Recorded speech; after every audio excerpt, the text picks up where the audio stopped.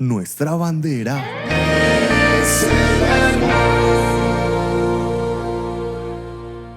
Saludos, amada iglesia. Bienvenidos a nuestro tiempo Confra Floresta. Es un honor tenerla en nuestro espacio reunión familiar, tocando un tema tan ameno, tan espectacular como lo es la historia de la iglesia cristiana.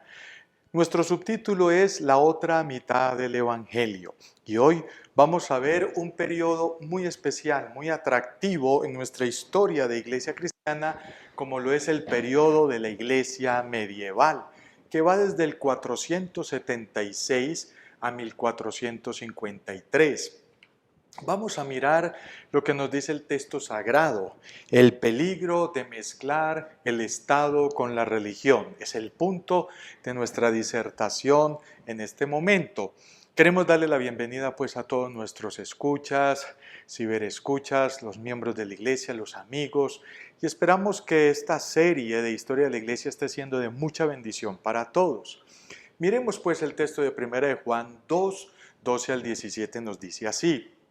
Os escribo a vosotros, hijitos, porque vuestros pecados os han sido perdonados por su nombre. Os escribo a vosotros, padres, porque conocéis al que es desde el principio. Os escribo a vosotros, jóvenes, porque habéis vencido al maligno. Os escribo a vosotros, hijitos, porque habéis conocido al Padre. Os he escrito a vosotros, padres, porque habéis conocido al que es desde el principio. Os he escrito a vosotros, jóvenes, porque sois fuertes, y la palabra de Dios permanece en vosotros y habéis vencido al maligno. No améis al mundo ni las cosas que están en el mundo. Si alguno ama al mundo, el amor del Padre no está en él, porque todo lo que hay en el mundo, los deseos de la carne, los deseos de los ojos y la vanagloria de la vida, no provienen del Padre, sino del mundo. Y el mundo pasa y sus deseos, pero el que hace la voluntad de Dios permanece para siempre. Que el Señor añada bendición a su palabra. Aquí está Juan, hablándonos de lo delicado, de lo poco pertinente que es cuando nosotros violamos la oración de Jesús, cuando Él dice, yo no te pido que los quites del mundo, sino que los guardes del mal. Sí, ahora la iglesia pasa de ser perseguida en el periodo tras anterior y llega a ser imperial en el periodo pasado. Y ahora aparecen 1000 años aproximadamente donde toda la iglesia tiene ya su desarrollo. Cuando nuestro ingeniero Julián coloque allí un pantallazo mostrándonos la gráfica, ustedes van a observar que ya hay una división de una parte como gris y una parte sin esa división. Es porque desde el periodo imperial 313 después de Cristo ya comenzamos a ver la diferencia entre la iglesia tierna, la iglesia noble, la iglesia humilde y sencilla que funda Jesús, y ya empieza a aparecer este otro bloque de una iglesia que se comporta más como una iglesia imperial, como una iglesia estado, ¿sí? Y ya sería el periodo imperial y el periodo medieval. Algunas características de este periodo medieval. Desde la caída de Roma hasta la caída de Constantinopla, donde ya se puede observar nítidamente la diferencia entre la iglesia romana católica y la iglesia fundada por Cristo en Jerusalén, es totalmente claro. Recordemos que ya no se habla de un ministro, de un pastor, sino de un clero. Ya no se habla de una iglesia sencilla perseguida, sino de una iglesia imperial que ya persigue. Por un lado, se dieron las situaciones de que los valdenses, los Wyclifes y los Hus mantuvieron la llama encendida de la iglesia fundada por Cristo. Es decir, hay una promesa que dice que las puertas del Hades no prevalecerán contra la iglesia, y mientras la iglesia se convertía en iglesia-estado para reinar con Roma, hay un grupo de personas que siguen humildes, siguen sencillas, siguen obedeciendo las palabras de Jesús, de un cristianismo, de un estilo de vida simple, llano, de un cristianismo muy noble, muy benevolente. Y algunos de sus seguidores o referentes son los valdenses, los Wycliffe, los Juan Hus y así sucesivamente. Por otro lado, los papas, siendo el primer papa, esto es muy importante que pongamos bastante atención. Me voy a poner el sombrero para llamar la atención de ustedes y decir esto así. El primer papa se remonta al 608 después de Cristo y su nombre es Gregorio I.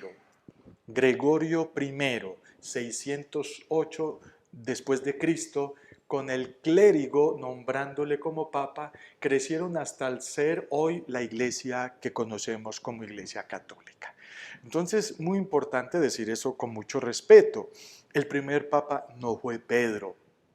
Cuando Jesús le dice a Pedro, Pedro, a ti te dicen piedrita, pero yo soy la roca y sobre esta roca edificaré mi iglesia, a Pedro le quedó eso muy claro, tanto que Pedro en sus cartas escribe que Jesucristo es la piedra angular donde se construye toda la iglesia y que Jesucristo fue la piedra angular que se convirtió en un tropezadero para muchos. Eso lo dice Pedro, porque a Pedro le quedó claro esa información. En cambio aquí tenemos que el primer papa oficial, por papeles, por decálogo, por constitución, por historia, es Gregorio I, 608 después de Cristo. Muy importante. Por eso yo hacía tanto énfasis en las charlas pasadas de que casi que no nos cuentan la historia de Cristo hasta el año 1000, más o menos. Del año 1000 para acá, de la Edad Media para acá, es que nos cuentan la historia. Por eso nos pareciera que la Iglesia Católica es de toda la historia, desde Cristo hasta nuestros días. Pero la historia real, la que se puede investigar y profundizar, nos dicen otra cosa. El desarrollo de las doctrinas católicas se dieron en estos casi 1000 años, con un fuerte énfasis en el latín, ¿sí? El desarrollo de la Iglesia Católica, la adoración, la misa, la adoración a los santos, todos los sacramentos, todo ese desarrollo se fue dando en estos 1000 años aproximadamente. Las indulgencias, el purgatorio, la máxima autoridad del Papa, de que el Papa habla ex cátedra, por encima de la Biblia, los misterios, toda esa doctrina se desarrolla en estos 1000 años, desde 476 a 1453, con un valor muy interesante, puro latín y latín de alto turumequé. O sea, no todo el pueblo hablaba latín. Entonces mucha gente oía la misa en latín, pero hablaban el alemán, hablaban el español, hablaban el francés, pero todo era latín. Y ya eso comenzó a colocar una barrera religiosa entre la teología y los seguidores. El nacimiento del poder musulmán en el año 570, sí, por Mahoma, estimula las cruzadas que se dan desde 1095 para liberar a Tierra Santa de los moros, ¿sí? de sus manos, de las manos de los musulmanes. Entonces ya para esta época, por allá en el 1095, el Papa de turno ya produce cruzadas para enviar personas a pelear por Jerusalén y liberar a Jerusalén de los musulmanes en esa época. Y una de las razones que utilizaba el Papa de turno era, si un familiar suyo, si usted viene voluntariamente a las cruzadas, toda su familia será salva, usted será salvo. Y eso produjo un ejército religioso, entre comillas, tremendo. El desarrollo del monacato con todas sus fuerzas, tanto para hombres como mujeres. Muchos observaron el problema que estaba existiendo, ¿sí?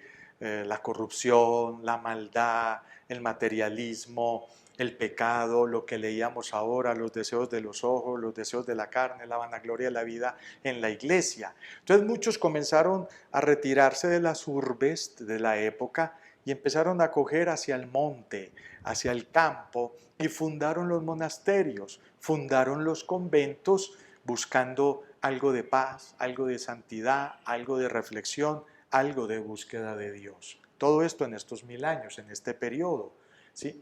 Periodo medieval, iglesia medieval. Penúltimo, el arte y la literatura crecieron con muchas tensiones con la ciencia y la religión, donde muchos fueron acusados de hechicería o de herejía.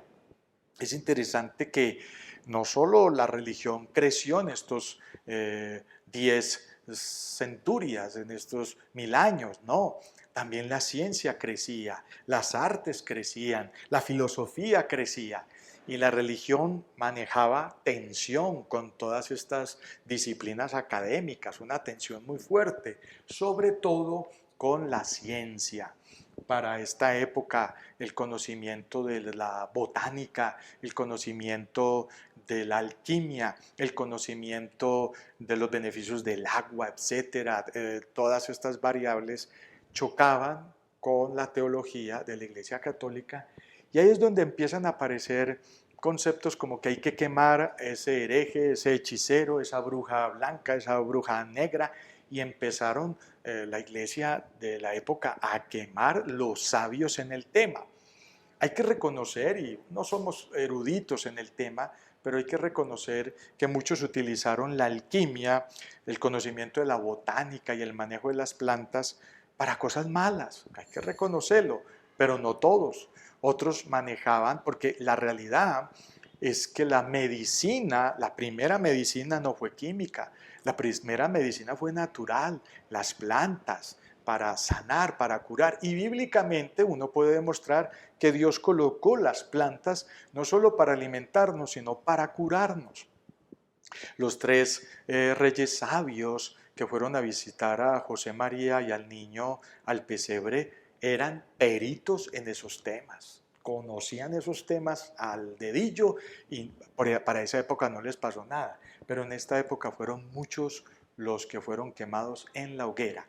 Eso nos pasó una cuenta de cobro hasta el día de hoy, donde la Iglesia Evangélica Cristiana le da la espalda a todo lo que tenga que ver alquimia, con todo lo que tenga que ver con botánica, con todo lo que tenga que ver con medicina alternativa. ¿Sí ve?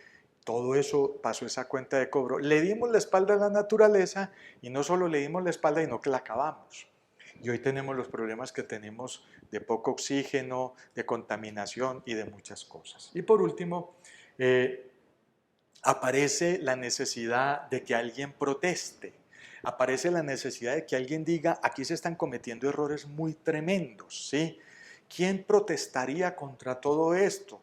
Por ejemplo, el hecho de que si usted coge la moneda y la echa en el cofre y la moneda cae y suena, el alma de sus seres queridos saltará del purgatorio hacia el cielo. Las indulgencias se vendían como pan caliente, y prácticamente los únicos que tenían derecho a sacar del purgatorio a sus seres queridos eran los ricos.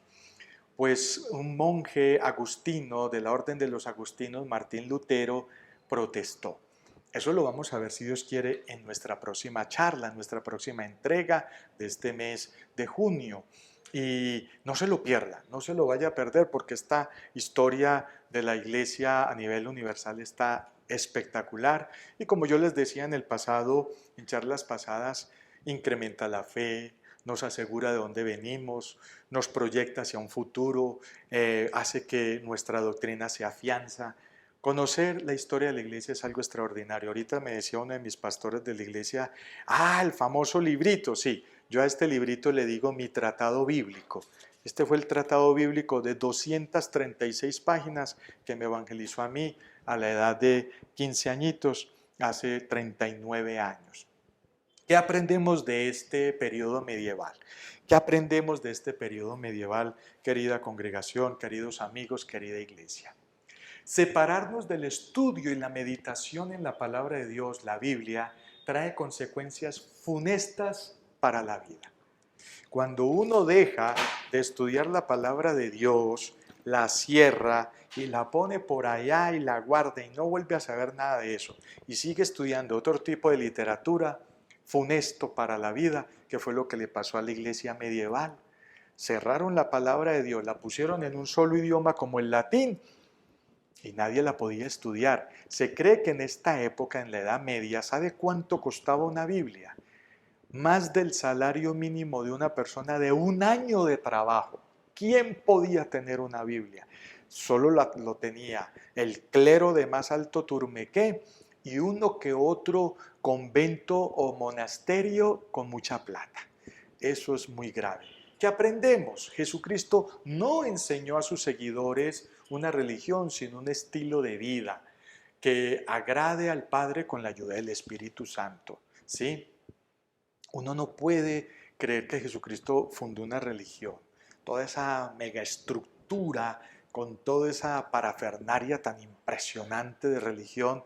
No, uno ve a Jesús enseñando un estilo de vida, parábolas, algo sencillo, humildad, milagros, señales, profundidad en sus sermones, pero todo eso se perdió y la enseñanza de Cristo pasó a otro nivel, mientras que a Pedro se le cargó de una cantidad de información que no pasó por el corazón de Pedro, como era fundar una iglesia romana, católica y tremendo. Entonces es así. Mezclar negocios y religión o Estado y religión es mortal para la fe de las personas y los pueblos de su influencia. Sí, definitivamente nosotros los ministros no fuimos llamados a mezclar religión y Estado o religión y negocios. Prohibido de toda prohibición. Sí, lamentablemente la iglesia aceptó la invitación de Constantino para que le ayudaran a dirigir un imperio que estaba muy desordenado. Voy a tomar tintico, perdón. Bueno, hasta la última gota, y sabemos las consecuencias. En estos días en nuestro querido país hemos estado en elecciones nombrando nuestro próximo presidente y hubo una persona que se postuló, un evangélico que se postuló como de 9 personas por todas y no sacamos ni siquiera 1.000.000 de votos. Y yo creo que en el país hay muchos más cristianos, eso es una realidad. Pero es que nosotros no estamos llamados para ser la cabeza. Nosotros estamos llamados para ser brazos, manos, consejeros, orientadores, que nos convirtamos en esos guías espirituales para el gobierno que sea. El que nos pregunte razón de cómo se dirige espiritualmente un país, que nos encuentre a nosotros, dispuestos a ayudarles. Fue el caso de Daniel en Babilonia. Dice que fue más sabio con sus compañeros que todos los demás sabios y el rey de turno disfrutaba pidiéndoles consejos. Nosotros los creyentes debemos de formar parte y candidatizarnos para los como ediles, a los consejos, al Senado, a la Cámara, a las juntas de acción comunal. Ahí sí. Pero presidentes no. No tenemos ni la historia ni la parafernaria política para montar. ¿De dónde saca un presidente evangélico, por Dios? Va a sacar los ministros. No. Y aquí vamos, aquí vamos. Otro puntico que aprendemos de este periodo, la idolatría hace que las personas y los pueblos cometan grandes errores para la posteridad. Sí, el adorador toma las características de lo que adora. ¿A quién adoras tú? La iglesia tradicional en estos 1000 años desarrolló toda una teología para terminar adorando un Cristo crucificado. Y eso lo vamos a analizar en las próximas entregas con más profundidad. Mientras que Cristo, tanto en el Antiguo como en el Nuevo Testamento, nos enseñaron fue un Cristo resucitado. Penúltimo, la ciencia y la religión no deben pelear, sino ponerse de acuerdo para reconocer al Creador y sus criaturas. En esta época está sucediendo algo muy interesante. Mire que la religión y la ciencia pelearon toda la vida en la Edad Media, casi hasta nuestros tiempos. Pero hoy en día uno encuentra que la geografía, la arqueología, la sociología y una cantidad de disciplinas académicas humanas no hacen sino darle la razón a la Biblia. A la Biblia. Yo creo que toda la vida debió de haber habido amalgama, ponerse de acuerdo, analizar al ser humano. La mayoría de sabios y pensantes de esta época, la mayoría tenían principios o hebreos o religiosos cristianos tradicionalistas. La religión y la ciencia sí pueden aportarle mucho a la calidad y a la dignidad del ser humano. Y por último, Dios cumplirá su promesa de que las puertas del Hades no prevalecerán contra la iglesia. Se cumplió con los santos hombres y mujeres que se mantuvieron firmes hasta la Reforma Protestante, predicando en el idioma del pueblo. Esa va a ser nuestra próxima entrega, no te la pierdas. ¿Cómo reaccionaron los santos hombres y las mujeres piadosas para corregir semejantes 1000 años de iglesia tradicional? Oremos y gracias por estar con nosotros. Señor, Gracias por este periodo del cual aprendemos mucho. Ayúdanos a corregir los errores del pasado para ponerlos, oh Dios, en perspectiva en el presente y proyectarnos mejor como pueblo cristiano. Ayúdanos a no vivir una religión, sino a disfrutar un estilo de vida. Bendice a cada familia representada en todos los que nos escuchan y quedamos con la bendición del Padre, la bendición del Hijo y del Espíritu Santo en el glorioso nombre de nuestro Señor Jesucristo. Amén y amén. Dios les bendiga. Hasta una próxima.